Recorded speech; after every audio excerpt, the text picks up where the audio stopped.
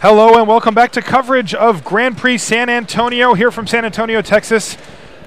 I am Marshall Sutcliffe. I am joined in the booth by Jake Van Lunen, and we are underway here in round 5. Brian Kibler on the left versus Willie Adel on the right. It looks like Kibler led off with an Avacyn's Pilgrim, but had it immediately Pillar of Flame. Then he's going to follow up with a Thalia.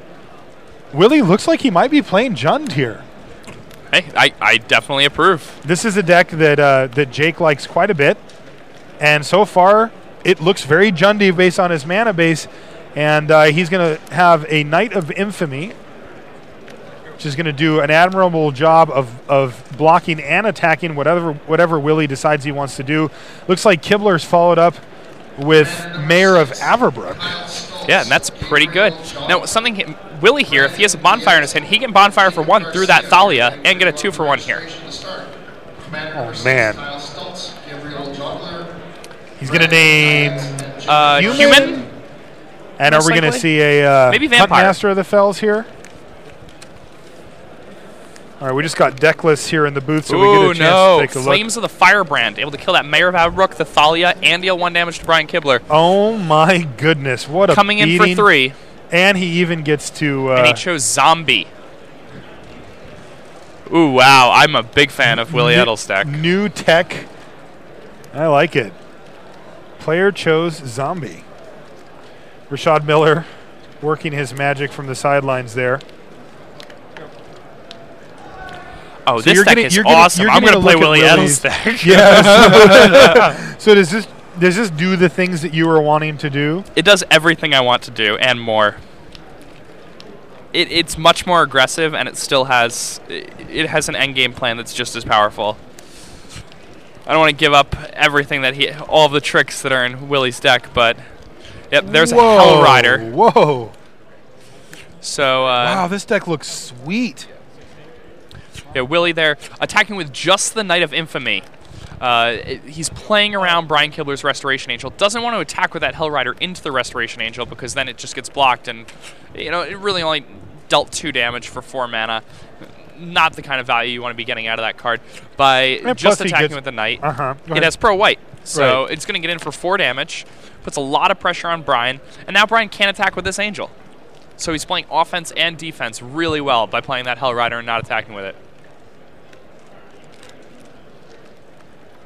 Arbor Elf comes down for Brian, but that's not the type of thing he needs here. That's going to be in chump block mode.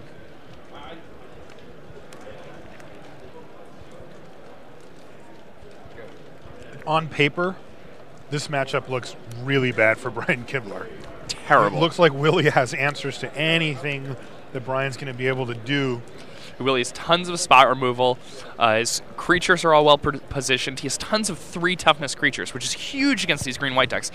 They're playing all these 2-power guys, cards like Thalia, a bunch of smaller mana creatures. Meanwhile, Willie has Vampire Nighthawks. He has Dreg Manglers. He's going to be really well positioned if he plays against a lot of aggro decks this tournament. And this deck's really good against control. Yeah, this thing seems sweet. And this is something we've never seen before. Dreg Mangler here from Willie. And he's going to just attack with the Dreg Mangler. It's going to get a trigger to be a 4/4. It's also going to get a trigger from the Hell Rider, so it's going to drop Brian to 11. And Brian's got to decide if he wants to make a block here. He could double block to kill it, but man, that just doesn't seem awesome. And then, Willie gets to trade that Dreg Mangler for a Restoration Angel. And then the Dreg Mangler's in his graveyard, and then he can scavenge the Dreg Mangler onto the Knight of Infamy. And then he's got a 5-power protection from white creature that has Exalted. All right, but Brian does say, I can't take the hit here, and he's going to block. Willie orders his blockers. Looks like the Angel's going to be the first one to take damage, and a Selesnya Charm is going to give it +2/+2 to save it. Willie has a follow-up play. Not that exciting, a Deathrite Shaman, although sweet card. Oh, yeah, and that Deathrite Shaman can play offense and defense by gaining life. Dude, we're building this deck tonight on Magic Online. Yeah, I'm actually going to go back to the hotel and sell my blue-white flash deck on Magic Online and get this deck. We should Battleship. Put the laptops back-to-back and play each other on Magic Online. Oh, that's awesome. No shuffling. That's great. You haven't Battleshipped? I've never Battleshipped. Good God, man. That's a great idea. You haven't lived. I like that. Yeah. It's That's a really good reference. All right, so Brian Kibler, he's got a Gavany Township now, but he just has to pass the turn back. He can't find an attack here. Willie's sitting at a very comfortable 20. Brian's down to 11, and he's under a ton of pressure right now. Deathrite Shaman has at least 2 targets. Has 3 targets right now, and boom! Thundermaw Hellkite hits the table for Willie. It's going to do 1 damage to the Restoration Angel and tap it, and he's lining up some big hitting attacks here as Kibler's left with just 2 elves, although they can both be 2/2s after blocks if Kibler wants them to be. I believe Kibler's out of cards as well, so they will be 2/2s. Willie's trying to decide with his Hellrider triggers if it's worth it to send with the team. Because he knows he's going to lose potentially his Hellrider here. Yeah, he's taking. I think he's just going to kill Kibler here. That's 4 damage. Yeah, it's enough. And Kibler just says, "Yep, you got me." And Willie Adel is able to beat Kibler pretty easily there. Kibler was never able to mount an offensive at all. He had no momentum going. For those of you just joining, round 5 here from Grand Prix San Antonio. I am Marshall Sutcliffe. I am in the booth with Jake Van Lunen. And we just saw Brian Kibler get kind of manhandled there. I mean, that was just a beating. Hellrider, no big deal. Willie Edel. Willie Edel's been around for a very long time. Uh-huh. He has been top 8ing Pro Tours. He as recently as the very last Pro Tour top that ran. The most recent Pro Tour. I believe he was playing Jund there too. Is that correct? Huh? That's interesting. Yes. Maybe he's just a Jund specialist now. He did play Jund. Yeah, Rashad's confirming that he played Jund at the Pro Tour as well. Little kid, right? Young. With Ocho. Yeah, he played in the mirror match against David Ochoa. Okay. All right, let's take a look at the boards here as we have Brian Kibler. He knows what he's up against in the sense that those colors, mainly black and red, present a lot of removal spells for his type of creatures. He's going to have to play around or figure out a way to get around some of this stuff, but at the same time, pretty interesting because Willie Adel's deck is able to apply a ton of pressure while dealing with the threats that Kibler has put forth. So he's going to need to find a way to work around that. He's got a couple of pairs of Planeswalkers in the board. I don't know if those are really that great here. They're kind of slow. It's hard. Garruk Relentless is good against Willie Edel's deck. Going to be one of the breakout cards of this tournament by my prediction. And it's strong against cards like Vampire Nighthawk for obvious reasons. Strong against Knight of Infamy. Strong against Deathrite Shaman. He's definitely going to be bringing those in. Okay. He really wants to stock up on as many 4 toughness creatures as he can here. Willie Edel's deck has, again, Dragmangler, Knight of Infamy, Hellrider. These are all 3/3s, and they match up really well against the 2/2 nature of the format right now. But Brian's deck really does have the option of going into 4/4 mode with 4 Loxodon Smiters. Restoration Angels are 3/4s. Post-board, he can bring in a Tristani. Tristani's going to be really hard for Willie to deal with. I don't know. I think that if Brian wants to win this, he's going to have to bring in all of his Planeswalkers, his Centaur Healers, his Tristani, and he's just going to have to become a slower deck. So he's going to have to slow down. So the question is going to become, when we look over to Willie Adel's side of the board, is Willie going to be able to apply pressure such that Kibler can't do things like play Planeswalkers and have that matter? I think Willie can. Okay. Willie has Olivia Voldar in post board. Okay. Which can take over the board for sure. Yeah, I mean, the only card that Brian has that can deal with that is Selesnya Charm, and by the time he gets to Selesnya Charm, the Olivia Voldar, it may just be too late. It might have already killed 2 things or something. Exactly. All right, looks like we're going to take a quick look at Jerry Thompson versus Raptor, Josh Utter-Layton. It looks like Raptor's on this green-white deck. The aggressive humans one, I believe, is the one he's playing. And Jerry, well... Jerry missing a second land drop here. Yep, and Jerry's got... Well, so he's got a Steam Vents in play. It looks like he's playing red, white, blue deck. Control, I don't know how to describe it. Yeah, aggro, control. I mean, what is it? But all right, so looks like Jerry's just getting rocked here, actually. Yeah, there's a Silverblade Paladin. Uh-huh. Plus Thalia when Jerry has 1 land in play. Yeah, and you Utter Layton's batching for 8 a turn. Jerry's at 16. Rancor. Rancor. And Rancor. And that's lethal. Attack for lethal, and Jerry shows him all of his awesome spells, including a Static Caster and a couple pillars or something, and says... Yeah, it was a Supreme Verdict, Statics Caster, double Pillar of Flame.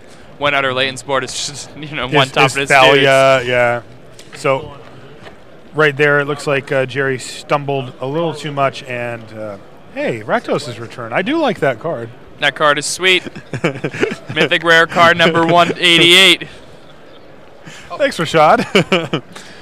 Could be relevant I here. mean, there are Rakdos returns in Willie Edel's list. So I'm not sure if this is the matchup where he wants them. Although, on the, I think they're actually not that bad against the aggro decks post board because the aggro decks are going to try to get slower against you. They can't beat you if they try to stay fast. You're a Vampire Nighthawk deck. That's interesting. Maybe he does. Yeah, maybe he does it. I'd like to see that. Is Willie running... I guess you can against Green White. They've locked it on Smiter. And there's no way yeah. that against you. That'd That's right. be a disaster, yeah. Yeah, that would be fantastic. Is Willie running Farseek? He's not. So he's the bottom end. He's got Deathrite Shaman instead. Oh man, he has some sweet stuff that we haven't even seen yet either. This deck looks like it could be so cool. Really aggressive. Like this guy? Yeah, that guy. That's a card. We're not going to say it yet, just in case, but I will say that Willie's got 4 of these in his deck, so it's pretty likely that we'll see one here, at least some likelihood here. Willie Edel, he's been innovative basically forever. I remember the Time Spiral block constructed Pro Tour. He was playing his White Weenie deck was so popular. He won so many Magic Online Premier events that at the actual Pro Tour, a huge portion of the decks at the Pro Tour were decks that were built specifically just to beat Willie Edel's deck. Wow, that's impressive. Does he brew these up himself? Or? Yes. Oh, okay. He's been around for a very long time. He's from Brazil. Mm-hmm. I believe he is Hall of Fame eligible. And at some point, starting to knock on the door. I think he has 3 Pro Tour top 8s. Does that sound right to you? It does. I'm gonna have to look that up. Yeah, after we'll have the to double round, check. But he's got. I think it's either 3 or 4. Yeah. So 4 being kind of the magic number to really get on a lot of people's lists as far as Pro Tour Hall of Fame. Once he gets 4 Pro Tour top 8s, he is going to be there. Okay. He's been around for a very long time. Back when I was on the Pro Tour, Willie Edel was one of those guys who had been on the Pro Tour for a long time. So. Yeah. We can do the math. So Willie's taking a mulligan here. It looks like Brian's kept. One problem with Willie's deck, it does not look like it mulligans well. The mana requirements look pretty stiff. You know? Yeah. Yeah, my assumption here is that he's got... But I mean, the mana's not that bad in this format. The mana's actually really good in this format. You can get away with a lot. Yeah. I remember love it. The first time I played the Bant deck on Magic Online, I was like, oh, this is going to be a nightmare. I've got all these glacial fortresses. You never have a problem casting anything. Yeah, I played 1 shock land, and every land in my deck came into play untapped after that, and most of them, literally every card in my deck could play untapped if I wanted at that point, if I wanted to pay the life. And most of them played for multiple mana. Okay, let's see if... so Willie's on 5 cards. It looks like Willie is going down to 4. Now, you said it didn't mulligan well, but this is a bit extreme. Yeah, not mulliganing well and mulliganing when you're mulliganing 4. Not exactly what you want to be doing. I always find these spots interesting because now if you're in Brian Kibler's spot, you want to have that really aggressive draw and just keep him pinned down. But, if you're bringing in all your planeswalkers and trying to grind, you can kind of give him a chance to draw out. I don't see a lot of ways. It seems like Brian basically just got to cast Ancestral Recall before the game started, and then drew an extra card when nobody was looking. Yeah. So yeah, he's significantly ahead to start the game here, obviously, and if Brian can come up with some way to put some pressure on Willie, he should be able to take him down fairly easily. He's going to pay 2 life, and he's going to lead off with really a pretty ideal opener for him with an Avacyn's Pilgrim. It's going to open up all types of cards for him on the second turn, and Willie says, Blood Crypt tapped, go. And Borderland Ranger, you know, not the most potent card in the deck, but pulling him even further ahead card advantage-wise. So he's going to go grab a forest. And there are a lot of terms we're using now, terms like card advantage, terms like 2-for-1s, terms like tempo. If you're newer to Magic and you're having trouble understanding us, there's a great column that the coverage guys put together on dailymtg.com. Nate Price has been working on that, yep. And it's a list of all the nomenclature that you can expect to hear from us. And if you guys are newer to Magic, you guys want to know what's going on, I strongly suggest going there and reading that piece. I agree. Great stuff now, there. Willie Adel had a turn 2 Overgrown Tomb tapped, and boom, we see a Lotleth Troll from Willie Adel. So this is a card that we haven't seen in Standard too much. It made an appearance in a black-green zombies deck for a while, but hasn't really made a splash yet. Let's see what it does for Willie here. He does have regeneration mana available, although he doesn't really have enough resources to start throwing away too many creatures to it, I wouldn't think. Yeah, but it's definitely going to put the brakes on Brian here. Brian can't have any profitable attacks as long as that guy's in play. Lotleth Troll, one of the more potent cards, for a 2-drop. It sure has a lot of rules text on it. Yeah, I mean, we've come a long way since the days of Wild Mongrel. Yeah. I think a card just fell for Willie Adel. No? Did it? Okay. What's that? Did I say that right? Yeah. I didn't hear what you said. Jake Van Luden confusing me. All right, so it looks like Willie did, though, follow up with a Huntmaster of the Fells. And he's going to get a token, a 2/2 wolf token, gain a couple of life, and further go towards stabilizing his board. Brian Kibler still has a bunch of cards in hand and can look to do something pretty sweet here. Oh.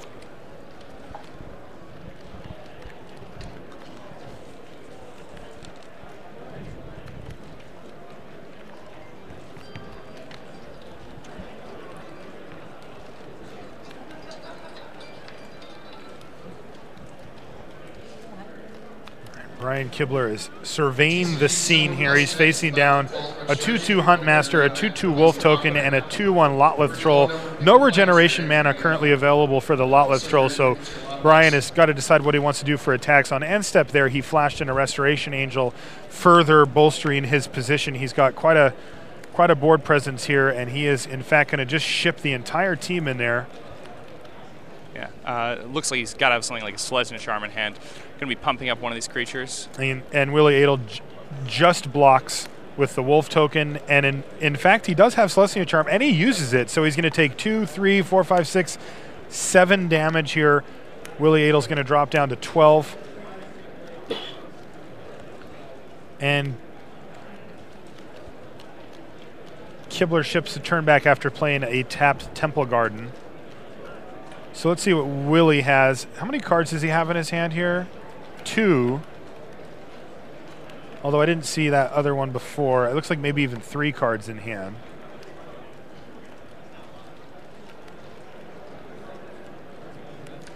Mizium Mortars. He's got a Mizium Mortar. Now, it's not overloaded, so he's just going to try to 1-for-1, but it looks like Faith Shield is going to say protection from red here, and it's going to prevent that. Mizium Mortars, one of the cards that I've really been taking a look at lately because it has the high potential of being overloaded, but man, it's just really good for taking out Loxodon Smiters and Restoration Angels too. And that's becoming more and more important in the standard format. Loxodon Smiter is a 4 of in so many decks now. Yeah, and it's really tough to deal with a lot of the times.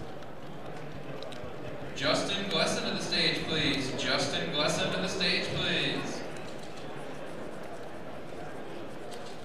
All right, Brian Kibler again surveying the scene. He's facing down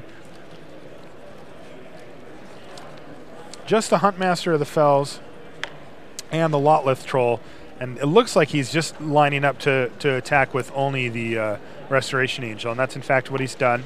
He's going to put Willie down to 9. And all he can really do is add another Avacyn's Pilgrim. So, Brian Kibler's actually had a fairly lackluster draw here. He's been able to keep a reasonable amount of pressure up as Willie's sitting at 9. But, Brian would love to have a Gavany Township or something with some punch here to get through a bunch of damage. Even a Wolfer Silverheart paired up with the Angel would be a big damage swing for Kibler. Yeah, I mean, you'd expect this game to be a lot more of a blowout with Willie Edel having mulligan to 4, but Willie's in there, and he's just hit his 6th land drop. He is now in Mizzium Mortar's range. Oh, no, he's not. Sorry, Thalia. No, there's no Thalia, so he actually is in range for Mizzium Mortars with Overload, but he doesn't have it. Instead, he plays a Thragtusk. Oh, Judge. Yeah, So Brian Kibler made a mistake that you see very often, which is that when you go to draw your card, you accidentally grab the second card and you get a look at it. That's not the same thing as drawing an extra card. Drawing an extra card is usually a game loss. yeah. Yeah, and in this case, so that's just seeing an extra card, in which case you will receive a warning and you have to reshuffle your deck just so you don't know what that next card is. This is a very common thing. Yeah, and there's Did he draw Oblivion there was Ring? no library manipulation happening at all. Right. So shuffling his deck, he's still getting a random card off the top. Doesn't affect the game at all. That's right. Kibler has drawn an Oblivion Ring for the turn. And he is taking a look at what he wants to do. Remember that Huntmaster of the Fells is still very threatening. If Brian doesn't play any spells for the turn, it is going to transform. He's going to get 2 extra damage and another wolf. And it is Oblivion Ring probably on the Huntmaster. It is indeed on the Huntmaster. And Kibler has critical mass on creatures, but he still needs to find a way to get through now a Thragtusk and a Lotleth Troll. Let's see what Willie has. It looks like he's top decking here.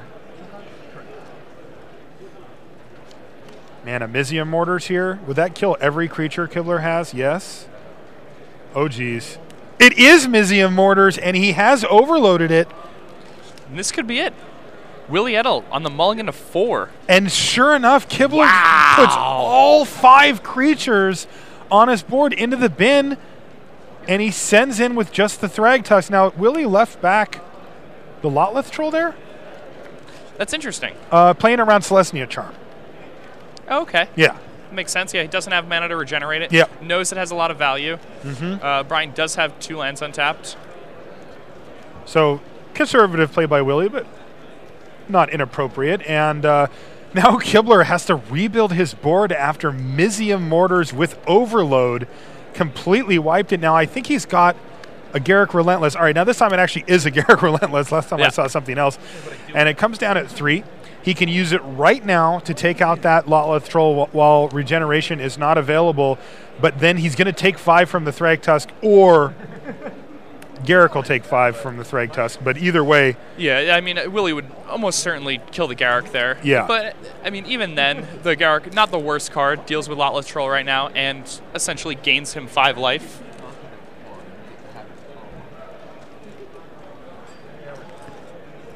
Sure enough, he's going to take out the Lotleth Troll, and like you said, he's going to get a fairly big advantage off of this, although it's not going to actively push his game state forward as far as winning goes. Yeah, I mean, he's still behind, but it was, a powerful change in the game state. He's going to need something here to deal with the Thragtusk, and there aren't really many single cards that stand up the Thragtusk. No, and he's got, I think, a Plains and a Forest in his hand right now. So Willie Edel on a Mold of 4 is in prime position to steal a game and the match from Brian Kibler. Yeah, this matchup, we said it was good for Willie. I didn't realize it was this good. No. I was almost, I'd almost remove myself from the game, assuming, just waiting for Brian Kibler to win game 2 so we watch game 3. And then we had Willie Edel overloading Mizzium Mortars, completely taking this game over. Yeah, and now he's found Flames of the Firebrand and another Flames of the Firebrand, and Brian Kibler falls to Willie Edel on a mulligan to 4.